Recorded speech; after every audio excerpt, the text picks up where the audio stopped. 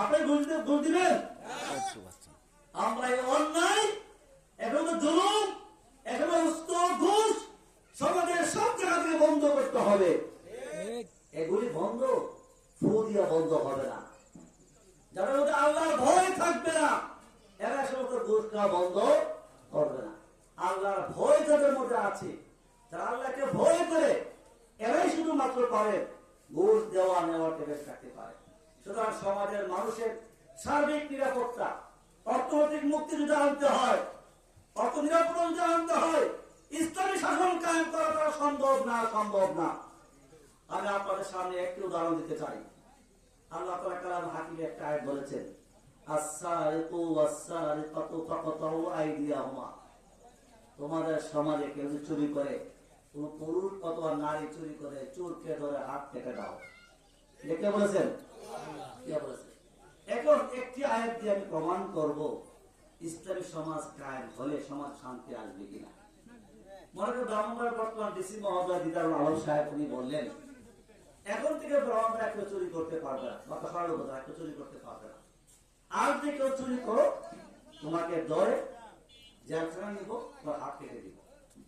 Suppose বললাম একটা মানুষ ভালো চুরি করে এখন করে না, অন্য গ্রামে একটা চোর ধরা গেল, চোর ধরলো, চোরকে কারাগারে নিয়ে যাওয়া হলো। এরপর ডিসির মধ্যে বলবে সাক্ষী প্রমাণ হয়ে গেল, আগামী মাসের 20 তারিখে ব্রাহ্মণবাড়িয়ার সবচেয়ে বড় মাছ নিয়ামত স্টেডিয়াম মাঠের দিনের বেলায় 11টায় চোরের বিচার করা হবে। আপনারা অনেকে চিন্তা করেন কষ্ট হলে দেখতে যাবো, অনেকে বলবেন নাকি বলেন?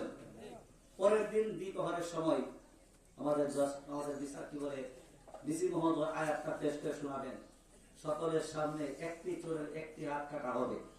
যারা দৃশ্য দেখবেন, পরদিন পত্রিকা পড়বেন, বলেন তো সমাজে আর কোন চোর কি থাকবে? চোরজন চুরি করতে যাবে, পকেটে হাত দিবে, আর দৌড়ে দৌড়ে তোমার ডান খাত শেষ। কি বলেন? আর এখন চোররা ব্রিটিশ আইনে দেশ চলার কারণে চোররা চুরি করে যখন জেলখানা যায়, গ্রামের মানুষ বলে ডাকাত হয়ে বেরিয়ে আসে। কি বলেন? সুতরাং ইসলামী সমাজের কোন একটি বিধান কায়েম হলে আপনার ছেলে ইটালি থেকে, সৌদি আরব থেকে বড় অঙ্কের টাকা পাঠালো কুরবানি দেওয়ার জন্য, বাড়ি করার জন্য, 5 লাখ টাকার বান্ডেল আপনি ইসলামী ব্যাংকে খুলে নিয়ে বাসায় খোলা আকাশে নিয়ে আসবেন। আমার মনে হয় না সরকার থেকে এখন আসলে কোনো মানুষ টাকা দিতে চাইবে। বলে টাকা দিতে চাইবে? তার টাকা যদি হাত দেই, ধরা গেলে কি হবে? তাহলে একটি মাত্র করে আইন যদি সমাজে বাস্তবায়ন হয়, আপনার যদি নিরাপদ থাকেন আপনার সম্পদ, নিরাপদ থাকেন আপনার রক্ত, নিরাপদ থাকে আপনার দেশ, আপনার পরিবেশ। এমন আইন হচ্ছে কোরআন শরীফের 500 আয়াত। কত আয়াত? এই 500 আইন সমাজে বাস্তবায়ন হয়, সমাজে শান্তি আসবে কিনা বলেন?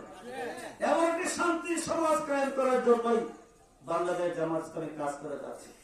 আলহামদুলিল্লাহ, আপনারা খুশি হবেন, জুলাই বিপ্লবের পরে এদেশের মানুষের মধ্যে ভাবনা সৃষ্টি হয়েছে। অনেক দল দেখেছি, অনেকবার তারা ক্ষমতা এসেছে, কিন্তু মানুষের ভাগ্যের পরিবর্তন না হলেও ওদের পরিবর্তন হয়েছে। মানুষের ভাগ্যের পরিবর্তন না হলেও ওদের গাড়ি বাড়ি তৈরি হয়েছে। সুতরাং দুর্নীতি নেতারাই করে বেশি। এই জন্য ইসলামী সমাজ কায়েম করার জন্য গ্রামের মানুষ বিরোধিতা করে না, এই বিরোধিতা করে সমাজের বড় বড় মুরুল্লা, রাষ্ট্রের বড় বড় কর্মকর্তারা, তারা চিন্তা করে যে কোন সমাজ কায়েম হয়। আপনি ভাবেন কত টাকা আমাদের সমাজে যে পাবদা চুরি করে, পেঁপে চুরি করে, পকেট মাছ চুরি করে, নেয় কত টাকা? এরা তো বেশি টাকা পারলে না।